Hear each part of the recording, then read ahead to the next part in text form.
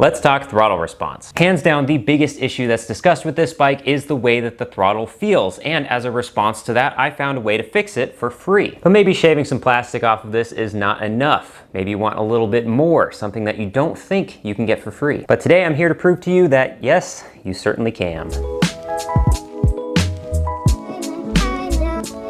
And that probably won't be the last pun either. But let's take a step back for a second and discuss why this throttle response is considered so twitchy. This ultimately boils down to two main things. The first being that this is based off of a performance dirt bike, and performance dirt bikes just naturally have a snappy throttle response. It's in their DNA. Second of those being the ECU. This famously or infamously cuts off fuel every time you let off the throttle. It almost gives the feeling like you're tapping the front brakes, but you don't realize that you're doing it. And while there is a more direct fix for that, one of which I'm going to highlight on this channel very soon, you'll definitely want to stick around for that. An alternative fix to that is to alter the throttle itself so that when you whack the throttle, it's not as wacky. And I did just that, so let me show you what I did with a montage.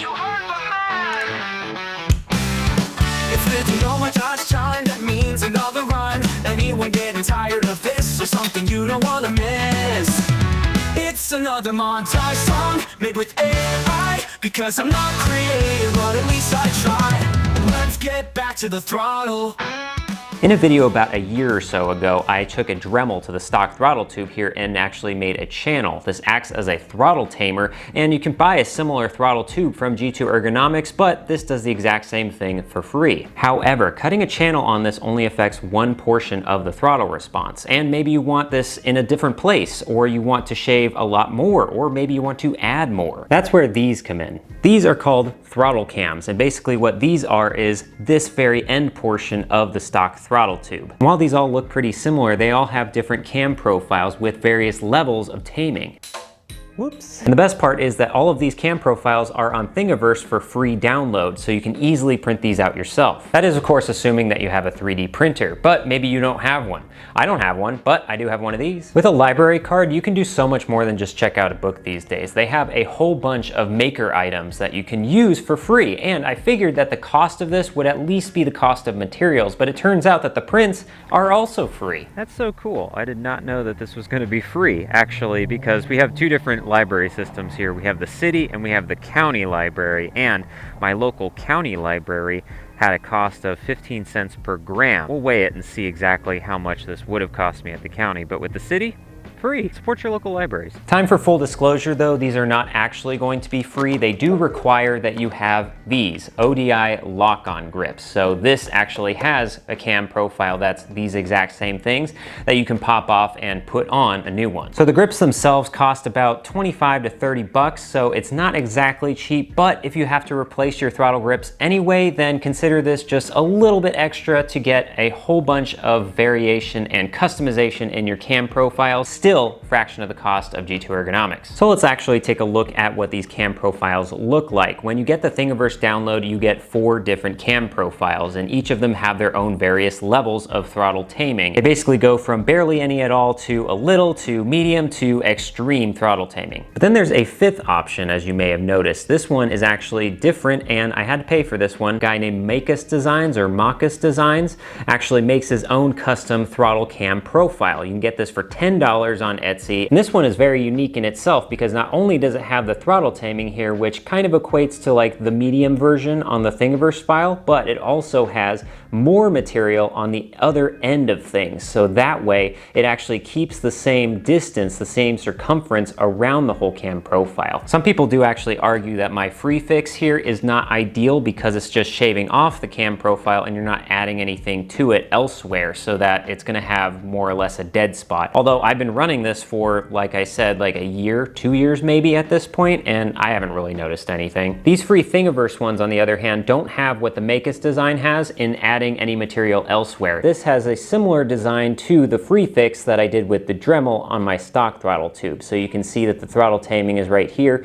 and then it has a bit of a curve right here, and then just continues with the normal cam profile. It's actually a little drastic right here, actually. I'm really curious to see what kind of throttle response this provides. And another caveat to this Thingiverse download is that because these were made at the library, they're made with the most basic materials, that being PLA. PLA is not exactly the most robust, it's the most common, it's the cheapest, it's the kind of basic option that you would have for 3D printing. So these might not be as strong as something like this one from MackusDesigns. Maybe it is PLA, but if it is, it's made a lot better. It's much smoother, it's got a rougher texture to it. So I would imagine that this would hold up a lot better, and it's probably stronger on the inside. You can especially see it with this cam profile. This was not done very well. The library kind of messed up on this one. But ultimately, I don't think that these cams are gonna have that much pressure, that much force on them really, unless you're just really whacking on the throttle and holding it wide open, which I don't really do at all. I don't think you would at all either. So I think these are gonna hold up just fine. If anything, this is the one to break, and we'll stress test it if anything. So let's get back to the throttle. We're gonna check this on the bike, try these things out. Let's get back to the throttle.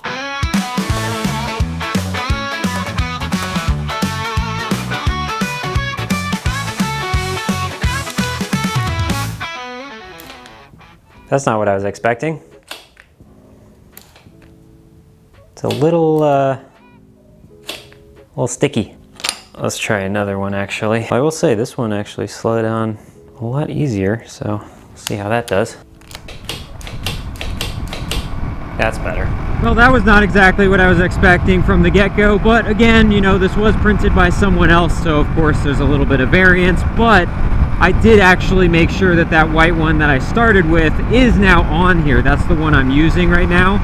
Turns out it was just a little tighter than the others, and I just had to put a little bit more effort into slamming it onto this throttle tube, but now it works just fine. We're starting with that one because that is the least tame. It's the most equivalent to stock, as close as it can get. You can see that this one is a little bit less taming, I think, than what I did manually with the Dremel. So it's kind of an in-between. I would call this like a stage 0.5. And also, so I get the full effect without any other variables, I don't have the Vortex in this bike anymore. It's back on the stock ECU. I have to do that anyway for the very next video with this one, so look forward to that. All right, let's get this party started with my good old test route that we did the anti-vortex shootout on. First test is going to be a roll through all the gears. Popping in real quick, listen to the difference in the run-up the engine makes. The more the taming, the longer it gets.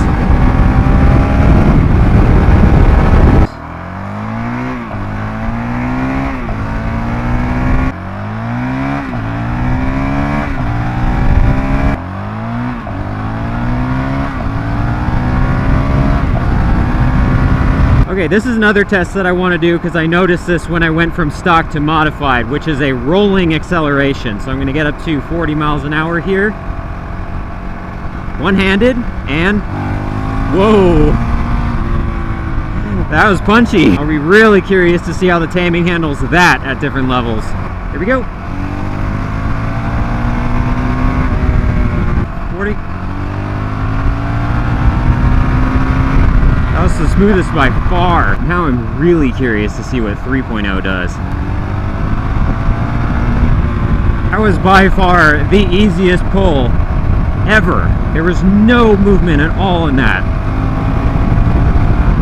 Even with that abrupt bump in the cam profile, I was thinking that it might surge at that point because it's going back to the regular throttle response, but no, it's pretty smooth all the way through. All right, let's try some slow speed maneuvering with the cams and see if that has any impact on the overall feel at low speed. Because one of the things with the throttle taming is to help at low speed. Although, I think in this case, it might have been that I should have put the stock clutch lever back on, because I think the RSC is doing the heavy lifting here. Well, let's scratch that, because I think that test was actually more just to show how amazing this RSC lever is, which you should get one of those, by the way. Actually, this is not a bad test right here, just trying to maintain without my hand on the clutch lever at all to maintain a speed. Especially with the stock ECU, you can see just how juddery it is. I mean, look at my shadow right there. Stock ECU, stock cam, stock configuration altogether. That's the problem it has. Standing up emphasizes it too. You can see just how much like it's throwing me back. I mean, I'm surprised I haven't installed it yet. Now it's stage 1, the gray cam. Okay, okay. Still a little sloppy. I don't know if I would call this one a taming or not. It might be actually a bit of a dead spot. There's just a little gap. And like if you hit it just right, you get this beautiful sweet spot right there. And then anything before it, not so much. Level 2. And right off the bat, this is incredibly manageable. Look at that. It's not even registering. I don't know if the camera can pick that up. It's not even registering the miles per hour on the speedo yet. Let me just make sure. Yep, it's not like it's not working. And yes, I am on the throttle. I am varying it. You can see a little bit by the shadow again. I'm not being thrown back as much. This one's incredibly easy. A little bit of a judder, but I'm not throwing myself backwards. It's much easier to maintain, and even just a slow roll on, slow roll off. Well, the roll off is a little abrupt, but we're dealing with the ECU at that point. Next test will be the spirited twisty run with my friends the Peacocks. Voiceover me popping in once again since the visuals won't really show what I felt. Level 0.5 and 1.0, while easier than the stock cam, still had a little punch to it. 1.0 was still feeling a little vague, like that dead spot in the slow speed stuff. Nothing terrible, it just wasn't giving me the confidence. Hello again. Levels 2.0 and 3.0 really had an impact. Absolutely buttery smooth power delivery. This is where the confidence really kicked in. 3.0 was insanely smooth. There was so much taming, it was like I went up a tooth in the front sprocket. That was so smooth, it was effortless. And yes, this effortless. And mind you, as we're doing all of this, this is the stock ECU that we're talking about here. The infamous fuel cutoff on D-cell ECU. And it just, look at this. I can go through a corner one-handed.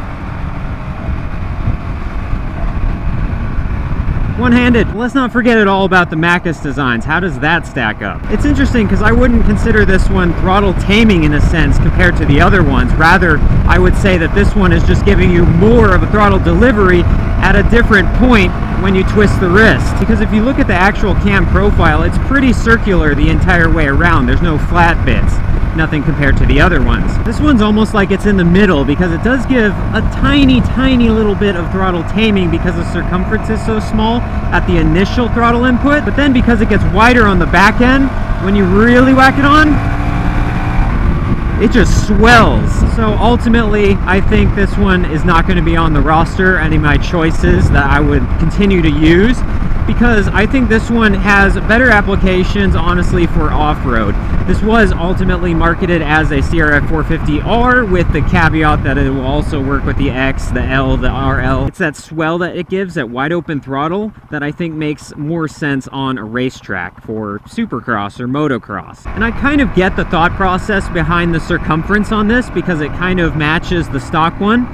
That way there's no dead spots or anything like that. But the other thing that people fail to mention is that there is an adjustment on your throttle cables right here, and all you have to do for the flat spots and the throttle taming is just to tighten that up a little bit and you'll be perfectly fine. That's what I did when I dremeled it, and that's what I did again when I swapped all of these out to take up the slack. It's now decision time. Which one of these colorful cams will I be putting in such a way that I'm actually not going to be able to see the color anymore? Even though in retrospect level 0.5 is basically the exact same thing that I did with the Dremel, but overall, and maybe that has to do with comparing against everything else, it basically felt stock and it was too punchy for my liking. 1.0 was the weirdest to me by far, and you wouldn't think so because it was in between everything else, but for whatever reason this one just felt super loose. And before you say anything, yes, this one was properly adjusted just like all of the others. So that just leaves the tamest of the two. Go figure. But while towards the end there I was singing the praises of 3.0, I gotta give it to 2.0. Yes, 3.0 was incredibly smooth, but what it gained in smoothness, it lost in outright power. The acceleration throughout just felt way too slow, again, like it was geared up. It was too tame, it took nearly all the bark out of mid and low end. And if I knew how to wheelie, which I don't, I probably would also say that this one was by far the worst. So ultimately, the victor is blue. And to top it all off, this was by far the worst print out of the four. So as it turns out, the best cam is the worst. Now that's a bombshell to end on.